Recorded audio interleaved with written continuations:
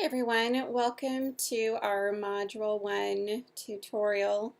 This is where I walk you through step by step how to do your first artifact, which is your innovative digital citizenship lesson plan.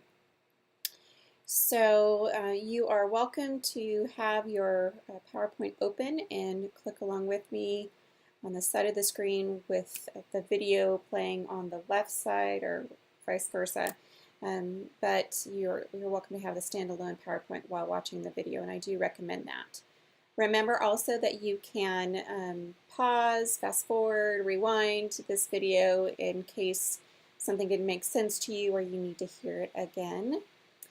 I'm going to go ahead and put the PowerPoint presentation in presentation mode. So in PowerPoint, you do that on the bottom left-hand side here. It looks kind of like an upside-down cake topper.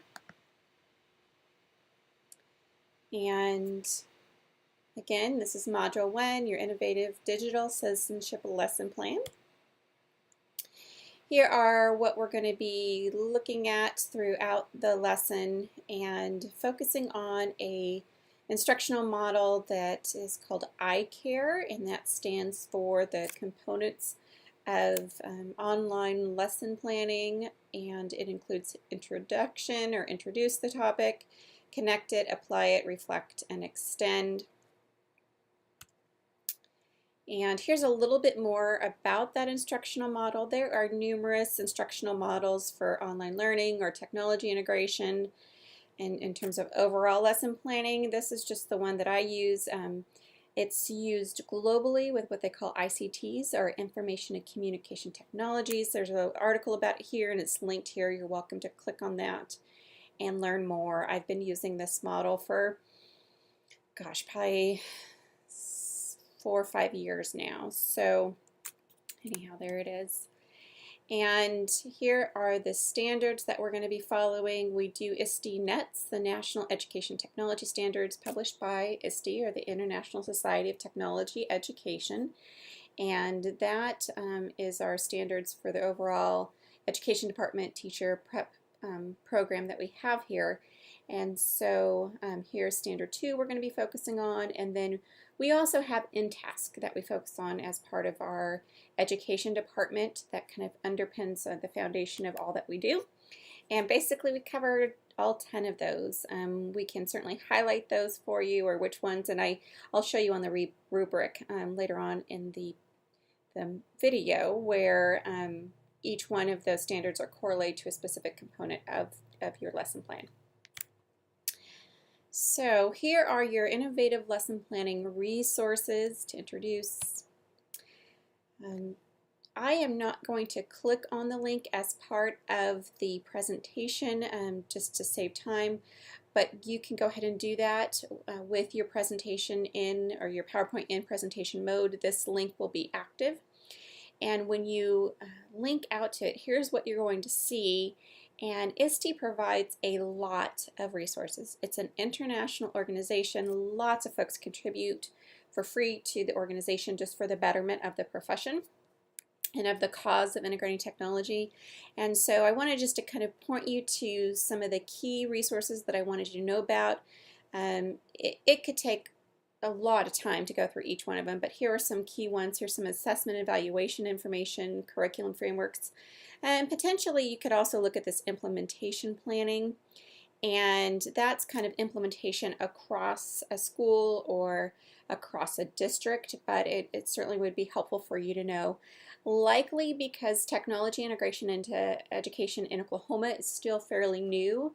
You completing this course and having some innovative learning while at Southeastern, you're likely to be one of the leaders at your school in technology integration.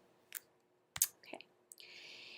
Here is ISTE standards. Now these are brand new. Notice these are 2016. They were revised. I think the last version was published in 2007, which is down here. So they have added some components, and this is the first time I'm actually using the 2016 standards as part of this module. So You have Empowered Learner, Digital Citizen. Notice that you have a digital citizenship lesson plan that you're designing here, so we correlate that exactly. Knowledge Constructor, Innovative Designer, Computational Thinker, Creative Communicator, and Global Collaborator. I am thrilled about these new components of the ISTE standards. I feel that they meet the needs of our students and teachers far better than the 2007 version, and hopefully they would, since it's been almost 10 years. So you can look at, here are the standards and the descriptions. I won't read all those to you. These do map over to the bubbles over here. You can click on this plus when you go to the website, and it will show, it'll give you a list of indicators or specific items that a digital citizen would, that you would instruct a digital citizen to do, or things they should be able to do after your instruction. All right, and you can go ahead, and here's the link. Make sure your presentation's active, and then the link will be active, and you can go ahead and view that information. There's also some other resources I wanted to give you in terms of all your lesson planning. The ISTE is going to be your technology integration go-to place. The State Department of Education does not have a real solid ed tech website, and perhaps maybe myself and some of my students need to help them with that. But what they do have is a culturally responsive. So part of your lesson plan needs to focus on how you're going to differentiate for students with special needs and from diverse cultures. So I have been part of the Oklahoma Indian Education curriculum team, and they did a lot of work before I got there, and then I've been able to help some on this as well. But here's our Oklahoma page for Oklahoma SDE, State Department of Ed, page for Indian Education. And you can click in there by going to resources, and then they should give you, as part of the A to Z guide, or it's just sdeok.gov/Indian Ed. So this page will take you straight to the resources, and then you can link from there. Notice that it says click here to access the Oklahoma Indian Education resource. This is really well done, and since Oklahoma is very specific in that it has 39 distinct tribes, you will likely be working with tribal students, especially in southeastern Oklahoma, Choctaw, Chickasaw students especially, and so I want to make sure that you're as fully prepared for that as possible. And this is certainly something you can add in as a differentiation as part of your lesson plan. In fact, that would be fabulous of how you're going to differentiate for your native students in your class. And here's some resources for you to do that. It does link out to the Bureau of Indian Education, and that's a federal program. Okay.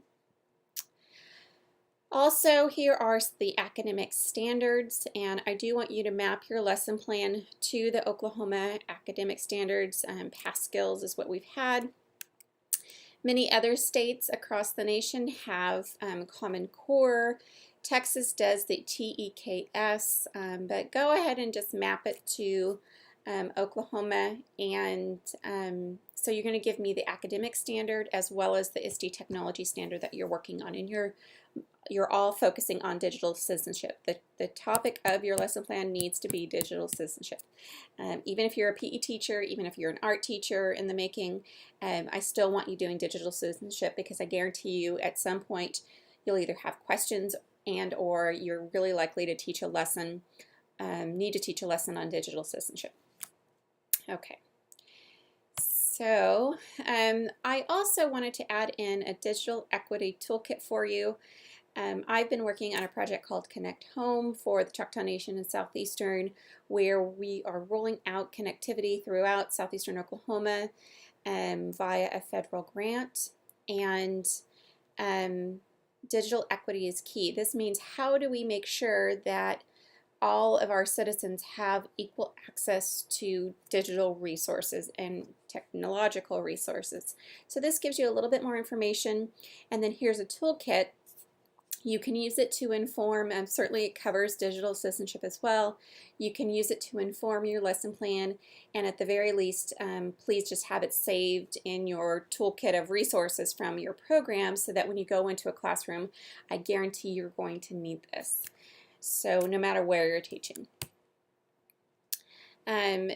that was sourced from COSN, so COSN, which is a nationwide organization dealing with technology integration and leading that effort. So you can download the full toolkit here, the executive toolkit there, and here's the website for COSN. Okay. Now, content. So we're on to the C, and here's what we're going to be working on. This is an introduction to the TPAC model. You all definitely need to know about TPAC. TPAC is the leading model for overall technology integration, especially into K-12 classrooms, and I'll explain that a little bit more when we get to the other graphic. But go ahead and watch this short video. You can put my video on pause, click on the link, and watch that short video about the background of TPAC. When you're finished, you can come back to my video. I'm not going to record or show the video during this presentation just to save your hard drive space and your bandwidth. So put me on pause now, go ahead and go out and watch the video and then come back. All right, here we have the TPAC.org, our TPAC graphic model of this overall theory of how to integrate technology into the classroom. So in theory, what you have the technology that you're using, you have the content. So our content for this lesson plan that you're working on is digital citizenship, and I'm giving you all those content resources, so you don't have to go do any research, you don't have to go look in curriculum guides or anything else. I'm giving you the content here, and your content is on digital citizenship and technology integration. So the technological knowledge that you're going to have to account for is web searching, researching, using digital devices, whether that's a tablet or a laptop to do that searching. Also, you may need to know about using interactive whiteboards or any kind of technology digital tool that you're using to deliver this content is what you're going to list here. Now, when you get to the content, again, that's the information that you're teaching. So what is your the key components of the lesson that you're trying to get across? And then here in the intersection, you have both the tech knowledge as well as just the content knowledge of that. So where that interfaces, which would be your online resources specifically for digital citizenship. And then you have the pedagogical knowledge. That's actually how do you teach. And hopefully you're learning that throughout your education program. But there are different strategies like scaffolding information, building existing schema. Hopefully you've heard some of those keywords. Giving them prior knowledge in some sort of regard, graphic organizers, that sort of thing, in order to how do you actually instruct students in an effective manner instead of just handing them worksheets and saying, here, learn this. How do you work with a student in a multisensory way, in a multimedia way potentially, in order to deliver this content via the use of technology. Now, can you have effective teaching strategies and teach some specific content like reading? Yes. And if you can add in some technology to make the lesson more meaningful, maybe like a digital story, or having the author read that story while using best teaching practices to the student from your iPad, then that's where kind of you get the intersection of all three, and that's right in the middle. Okay. Next, I want you to watch, again, short little video, minute and a half. You can put me on pause, go out and watch the video. It's revised Bloom's taxonomy, and Bloom's taxonomy is basically the different levels of content delivery and content meaning making that actually helps students or people in general acquire new information at deeper and deeper levels. And so this video will explain it really well. And here is what the Bloom's taxonomy model looks like. So at the beginning, at the base, at the very least, you want your students to remember the information that you've given them. So that's just basically rote memory. A plus B equals C, 2 plus 2 equals 4. Can they recall the information you've given them? Next level that you would like them to get to is, okay, do they actually understand what that means? Can they understand not only what they, or can they understand what they read and remember it as well? Next level is apply. So they read the text, they remember it, they understand what's going on maybe in their word problem, and can they apply that word problem or their questions to a different situation, or can they use other outside situations as sort of as a metaphor for what they're trying to learn. So they transfer that information or transfer other information to the problem in order to help make meaning. Okay. Next, their goal is to analyze. So this, after they've made some meaning, they're analyzing it for the different parts and components and features. They're compare and contrast. They're doing some more detailed, maybe based on a rubric you give them. Maybe they're grading something you've given them. They're doing a more complete analysis or thorough check of what they are seeing versus what they should see or what they want to see.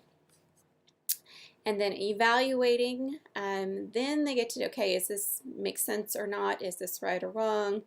They are evaluating or deciding if what they're reading maps against some other sort of ideas or content or curriculum or set of values. Okay, and then at the very tip of what you want them to do is they're creating something new. So based on all that they've learned, they evaluated, maybe they're doing some design and they evaluated other bridges for effectiveness or stability, and now they get to create their own bridge. Okay, so once somebody is able to create something new, that tells you that they've really integrated the learning and they've really mastered the topic. Okay. Next we have the Schrock Guide and with SAMR. SAMR is a more kind of hands-on, less theoretical, actual, applicable model for integrating technology into the classroom, and this graphic maps it to Bloom's taxonomy. So again, we have create, evaluate, analyze, apply, understand, and remember. And then here it shows you how students move through that technology integration for both teachers and students actually. Okay, so you can go ahead and notice that you have a marker here between students and teachers. Here is a little bit more detailed, and you do not have to fill this out. I just want you to have this in your toolbox of items for when you start teaching. This is a great chart table of the different levels of Bloom's taxonomy. So here is cognitive processes, what they should be doing cognitively or through their brain. Cognitive means brain processing. So again, remember, understand, apply. This is actually great for lesson planning when you're trying to come up with verbs for your objectives. And then going down, here's different types of knowledge, levels of knowledge, the factual knowledge, conceptual knowledge, that sort of thing. And so this chart will come in really handy because it allows you, or it gives you some extra verbiage for, you have knowledge of terminology, knowledge of specific details, and then that can map over to your basically just remembering. Okay. Again, you're not likely to use this chart or table in this lesson plan, but I at least wanted you to have it because I think it would be helpful for you later on. This one, graphic certainly could be helpful in this lesson plan. And the way this works is with the SAMR model, substitution, augmentation, modification, and redefinition, you'll see that that's on the outside wheel. And that, again, that SAMR is your practical integration of technology in the classroom. And then what it does is that here in the center you have Bloom's taxonomy again. So you're seeing evaluate, create, here's the basic level, remember, apply, analyze. And this wonderful little tool then gives you some action verbs. So say you want students to create something. And you look here, and so they could compose, suggest, produce, rearrange. Those would be your action verbs for your objectives. And here are some technology products that they could create. They could compose a screencast. They can produce a podcast. They could rearrange an animation. So these are the activities. This is their verb, and this is what they're going to be doing. And then here is the technology app, the iPad app, which you can also often find for an Android. Here is the app that they could use to do that action for this activity to create something new. So decide what level you want the students to be operating at. Maybe you've been teaching this lesson and you're ready for them to create something new. And so they're going to create a screencast using Animation Express. So they're going to create an animation using Animation Express is how that works. Same thing over here. So say they're going to apply. They're going to play with, or actually they're going to draw a mind map, and they're going to use Pages to do that. Okay. So start out here. Here's what they're going to do, for what reason, and with what tool. Okay. Here's the SAMR model described in a little bit more detail. I think this is a very simple chart, which I like. And here's just some examples of how to do that. So the task here is note-taking, research, presentation. And so say that you wanted the students to substitute using technology instead of just doing a basic presentation, maybe where they write out a graphic of some sort of or chart. They would instead substitute in making a presentation on the iPad. If you want to augment with the technology, they can demonstrate their understanding with Explain Everything, which is another iPad app. If you actually wanted to modify, you would combine the audio, video, and text into a moving presentation. And then a total redefinition of doing a basic class presentation would be a Nearpod presentation.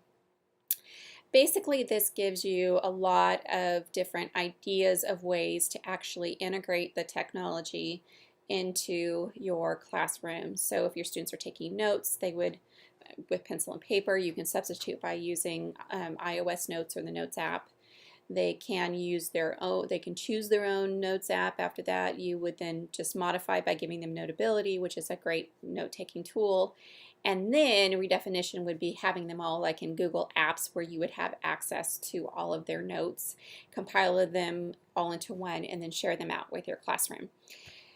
So here's actually some assessment too, and you will need to come up with an assessment for your lesson plan. You could have a Google form test with automatic marking scripts, so say they make a mistake, it would automatically mark the mistakes for you. They could have creative projects, or they can create an audio book, that sort of thing, for an assessment where they're actually producing something that you could have criteria that you assess it against. Okay. All right, so apply. Here are some 21st century learning skill resources.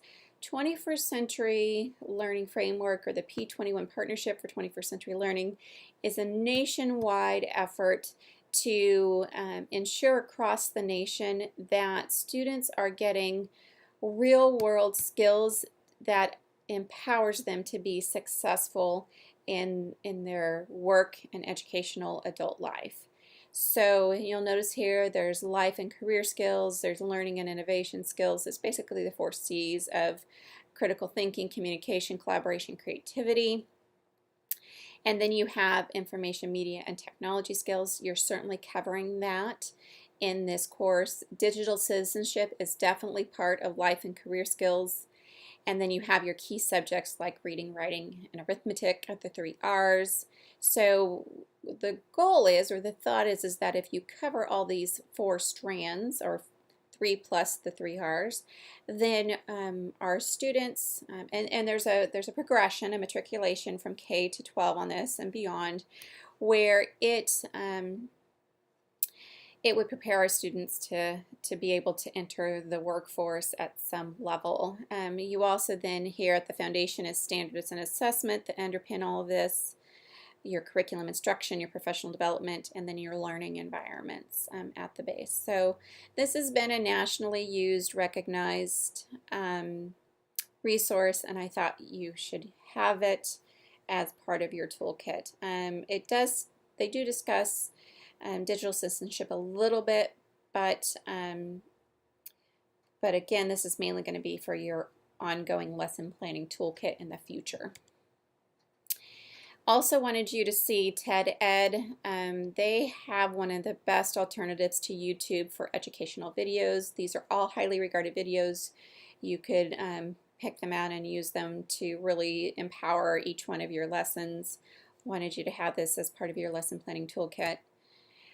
Khan Academy for sure. They have videos, educational videos from just about everything you would ever want. They are fully funded by Microsoft and Bill Gates at this point, or the Gates Foundation, and Bill Gates founded Microsoft. So please do sign up. You can look through some of the videos, just about anything you want to know, pre-K to probably doctoral level, you can find on Khan Academy.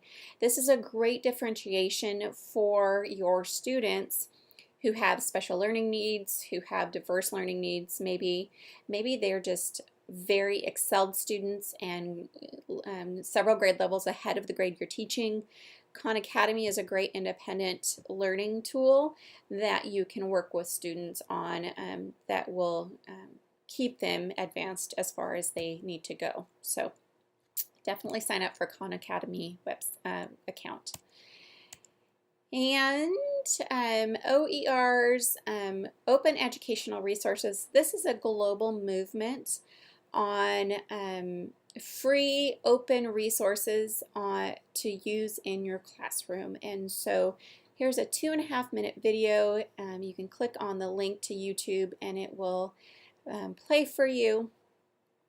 And then here is the website. So notice that you can, it's similar to Khan Academy in the fact that you can type in keywords you're looking for, select a subject, select an educational level, maybe standards, do an advanced search, and this will provide you with a lot of free open resources that you don't have to pay for. And so maybe you're teaching a subject that you don't have curriculum for, or you have students that are way behind or way above where you're teaching the rest of the class. This is some good information for them. And it also, if you're needing resources for summer work or homework, the OER database, OER Commons, Open Education Resource Commons, is an excellent tool that everybody should know about. And then here's Open Ed resources, same idea, lots of free education content to empower your lesson plans. Again, you won't need this for your artifact from this module, and I still wanted you to have it as part of your lesson planning toolkit. The last item, I believe, is your, in terms of lesson planning, this is the Cloud Computing Professional Development. It's free and open. It's hosted by Google. I have other students that are getting certified with it. The certification is free. I believe the actual test is about $10 or $20. But this, if you go through this training of the fundamentals training, basically it will address every item that you would need in order to fully teach and learn at a high level in a cloud environment or an online learning environment. So more resources for you. There is some digital citizenship lessons in here, and these are certainly something that you can use in your classroom going forward, or for yourself just as a student going forward and professional. Here is some tech tools that I wanted you to be aware of. This is brand new from ISTE 2016. So these were 15 of the favorite tech tools that were presented there. And go ahead and click on that link and it lists out. Google Cardboard is one of them. It's kind of like a very low cost virtual reality tool. And so you can keep those in your toolkit as well. Now these tech tools can certainly be part of your existing innovative lesson plan that you're designing. So here are some tools that you can use in that digital citizenship lesson plan to make it even more innovative. This would be, as far as your TPAC model, this would be the T, and specific just technology tools to empower learning. Okay, so with all that being said, here is your reflection. You're going to be reflecting in our discussion board these 4 questions. You all can read them, and please just make sure you're posting your initial responses. It does not have to be a long treatise, 2 to 4 sentences by Wednesday at 11:59, or 2 follow-ups by Saturday at 11:59. Here is your discussion board rubric. Here's how I'm going to be grading your discussion board. Okay. And I'm looking, you get 5 points for the initial response, and this is the rubric that you'll see. 5 points for the additional response, 5 points for critical thinking, and the C is connections, and 5 points for writing mechanics. And so it's 25 points per week. Here's the rubric. I'm going to be grading your ISTE lesson plan, your innovative lesson plan on. Again, it's mapped to the ICARE, Introduce, Connect, Apply, Reflect, Writing Mechanics, and Extend. So, and then here we've mapped it to the InTask standards. Here is the ISTE Net Standards, Peer Standard number 2, Design and Develop Digital Aid Learning Experiences and Assessments. And then here's your points possible: 4, 4, 5, 4, 4, 4. And basically, if you get between 22 and 25 points out of 25 points, you'll be at target. If you get 21 to 17, that's acceptable, and unacceptable is 1 to 16, and that's so. And I'll be returning a rubric to you all.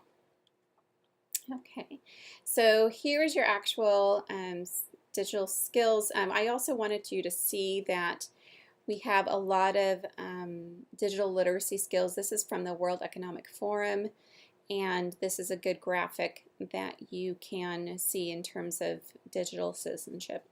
Okay, keep this in your toolbox. Here's some more tools to empower your lesson plan, and this is digitalliteracy.gov. All of these agencies came together to develop this digital literacy portal full of lessons and resources for you. Here's the digital literacy for the 3rd age. And again, a lot of resources for you for digital literacy. You can review those. The item that you're most likely to use to create your lesson plan is Common Sense Education. This is where I have pointed everybody, for the most part, to start. When you follow this link, you'll see this chart, and it's a curriculum overview chart, and basically you have to decide. So for your lesson plan, you're going to pick a grade level, K to 2, 3 to 5, 6 to 8. And then you're going to look down and go, okay, you get to choose for your lesson plan based on what grade level you think you might be teaching. So say you were going to teach 3rd through 5th grade, and you were going to teach internet safety. So units 1 or 3 would map to 3rd through 5th grade. Okay, if you wanted to teach internet safety to 9th through 12th graders, you're going to pick unit 2 of that level. Okay, so this shows you which modules or units are covered at what grade level for what topics, right? So last example, say you're going to teach privacy and security for 6th through 8th graders, you can choose unit 1 or unit 3. Okay. All right, and here's you can also, if you wanted to use the digitalliteracy.gov website, you can. Here's a list of items for you to choose from their digital literacy resources. With the Common Sense Media resources, they have digital citizenship toolkits. You're only creating one lesson plan, so one small lesson plan of digital citizenship. Here's a toolkit which has numerous lesson plans on cyberbullying. Here's one, Girls, Boys, and Media, a Gender and Digital Life toolkit. So certainly look at those, and these are start to finish with numerous lessons covering several units focused on that specific topic. And here is, again, you're going to pick one digital citizenship curriculum content strand to base your lesson plan, and then you'll watch those related videos or resources. But first you're going to pick your topic. Here you can pick Follow the Digital Trail, you could pick Digital Bites for Teens, just one topic, because again you're writing just one lesson plan that you're going to turn into me, and you're going to carry that lesson plan the entire way through. Here is some other options for you. So lessons in action, digital citizenship, strategies for email etiquette is one. There's a whole list of items that fit into digital citizenship, and you just pick one.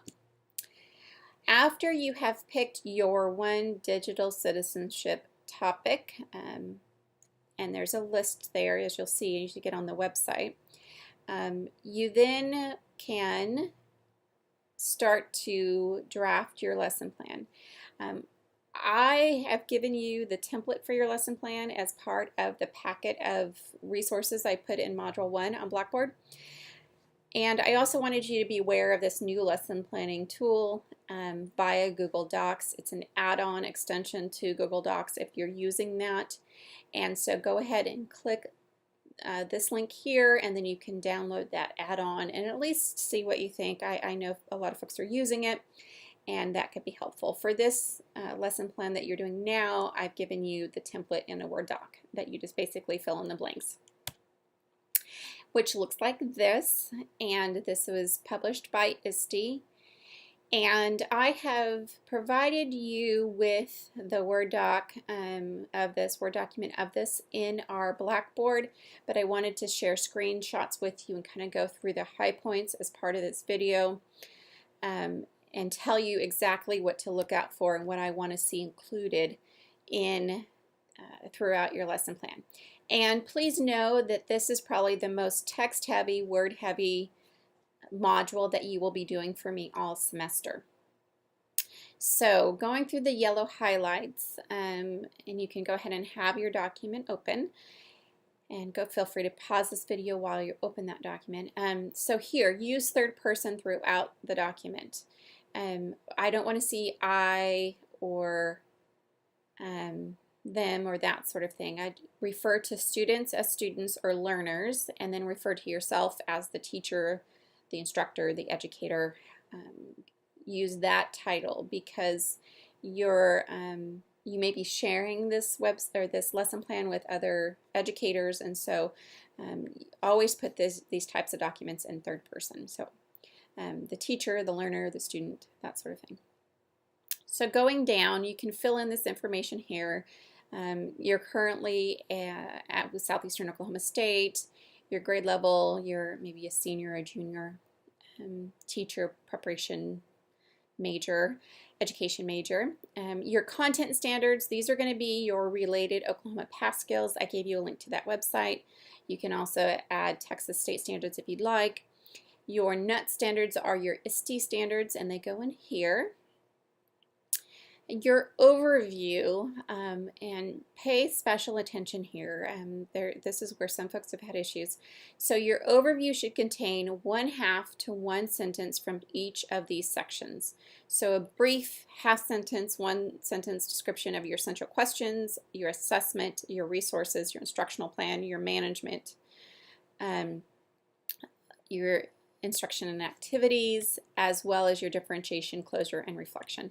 So I should be able to read this one paragraph here and know at least a brief clue about what you're going to do for each one of these key areas of your lesson plan. Okay.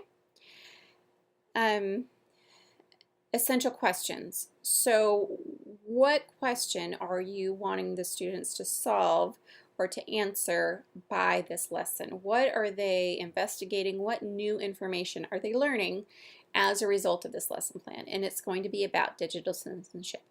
And so you're going to come up with maybe 2 to 4 questions, probably actually 3 to 4 questions of what the students will be answering as a result of this lesson. So I gave you some examples. What do you already know about cyberbullying? What are the top 3 to 5 ways to prevent cyberbullying? Okay, this specific lesson plan is on cyberbullying. And in the next assessment, so here in the note it says all work products will be graded based on a rubric provided to the students at the start of the assignment. Please notate in your lesson plan that your students' work will be graded based on a rubric, and that the items in your rubric should match the objectives of your lesson plan. So whatever you're wanting the students to learn in your, maybe via your essential questions, but whatever by the end of the learners will students will learn how to identify cyberbullying when they see it, that sort of thing. So I should be able to look at your objectives, and what your rubric is measuring should exactly be measuring what you said the lesson was going to do, or what your students were going to do in the lesson. Okay, so basically what you're doing is you're starting with your standards, and then your essential questions are part of the objectives. So by the end of the lesson, the students will is your objective, and then your essential questions are basically those learning objectives displayed in a question format. So by the end of the lesson, the students will learn about digital citizenship, and so changing that to a question format is what do you already know about cyberbullying or digital citizenship? What would you like to know? That sort of thing, where you're reworking those objectives into questions.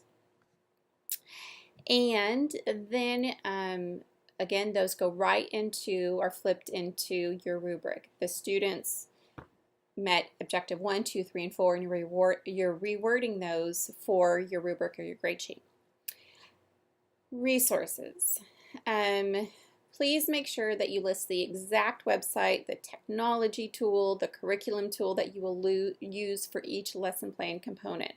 So this would be like a full shopping menu, a full menu of somebody else could take your lesson plan and have your resources mapped out for you before you even start. So what exact websites, what exact technology tools, what exact curriculum or content are you going to be using for your lesson plan? List those here. Don't just say technology or a book. Tell me exactly what they are. Okay. And instructional plan. So what are the students going to do in order to get prepared, or how are you going to prepare your students to be successful in this lesson? So you are listing the strategies to make sure that the students have all the skills and tools to be successful in your lesson. So what skills, what tools, what resources, what strategies will they need by the time they start the lesson so that you have everybody being successful or have the opportunity to be successful. And then management, are they going to be working at their desk and then go to the computer lab, or are they going to be working on individual tablets that they get to take home and finish the assignment at home, that sort of thing. Where are they going to be doing this work, and in what manner? Okay. Instruction and activities. Here you are listing what the student will do or complete in an effort to achieve their objectives. So if their objective is to create a presentation on digital citizenship or cyberbullying, then what exactly, step 1, like a recipe, step 1, step 2, step 3, step 4, are they going to have to do in order to actually complete that presentation, or create that infographic that goes on the wall about preventing cyberbullying? So first they will do what? First they will brainstorm possible items of cyberbullying. Or first they'll do research via the internet using the Chrome browser. Or first they'll review the resources provided for them on cyberbullying. Next they'll do this. Third they'll do that. Fourth they'll do that. Okay. And then differentiation. We talked a little bit about this earlier in the presentation. I provided you with some tools that I've also listed here. The Oklahoma State Department of Education provides assistive technology. So just give me a couple examples of potential ways that you will support students from multicultural backgrounds, or maybe Indian education backgrounds, or students that have special learning needs with assistive technologies. Just peruse those or go through those and pick out a couple and give me some examples in here. Okay, and I gave you some examples as well. Closure and reflection. So how are you going to close out the module or out the lesson? Are the students going to present their infographics? Are they going to do a jigsaw where they all share one component that they learned and kind of do a round robin throughout the class? And then how are you and they going to reflect about the next steps of the lesson or what they learned, that sort of thing. Okay. All right, so please feel free to ask lots of questions in our helpful discussion board, our helpful Q&A discussion board on our Blackboard. And I have full confidence that you all will be successful in this innovative lesson plan design. So you are just creating your deliverable for me for this module is this template, completed template. You're welcome to leave these prompts in, but basically I want to see a complete 3-page lesson plan based on the template that I gave you. So this is the only thing that you're turning into me for this module, okay? And if you have questions and again concerns, all of this other information that I gave you, certainly all this digital citizenship is the content that will help you help inform your lesson plan. And then the items prior to, like at the beginning, are just tools and resources that will help you in overall lesson planning and to give you a full lesson planning technology-based innovative lesson planning toolkit to start your classroom with, because this could be the only technology integration, standalone technology integration course that you get. All right, please feel free again to contact me and to especially post your helpful Q&A items in our discussion board. Thank you.